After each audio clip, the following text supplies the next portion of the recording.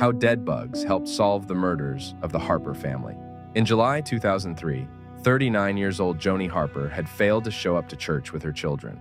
After still not hearing from Joanie, she went around to check on her friend, who she found lay dead in her own bed. Joanie had been shot dead, and so had her 3 children and mom. Along with being shot, Joanie also had stab wounds. A post-mortem showed that they had died 2 days before at around 1 p.m. Police found that home had been ransacked, but strangely, cash, credit cards, a TV, and other valuables were left in plain sight. It was obvious that the crime scene had been staged to look like a robbery gone wrong. Joanie's was also security conscious. Her home was fitted with a spiked fence, burglar bars on the windows, and multiple locks on the doors, so police wondered how the killer would have entered the home without alerting anyone inside.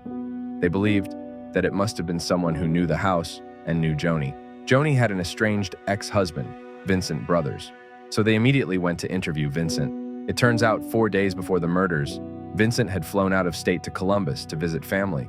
Police checked this alibi out and so ruled Vincent out as a suspect. They pursued other leads, such as criminal gangs in the area, but found no evidence or motive. With nothing to go on, they decided to take another look at Vincent. Vincent had rented a car when he was in Columbus. Police seized the car. They figured out that the mileage difference. Since Vincent got to car, to when he returned, it was 5,600 miles. Enough for him to drive from Ohio to California, but they couldn't prove he actually had. They searched to find evidence of Vincent being in California, but no cameras had picked Vincent up. Police needed to prove this car had been in California. They took the radiator out of the car and sent it off to a forensic entomologist, which is the study of inspecs in criminal investigations. They asked them to identify the bugs on the radiator of the car and where they came from.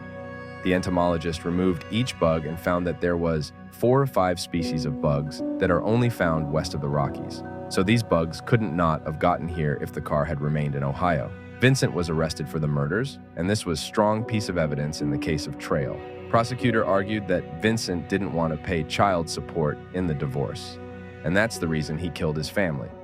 He was found guilty and sentenced to death in 2007.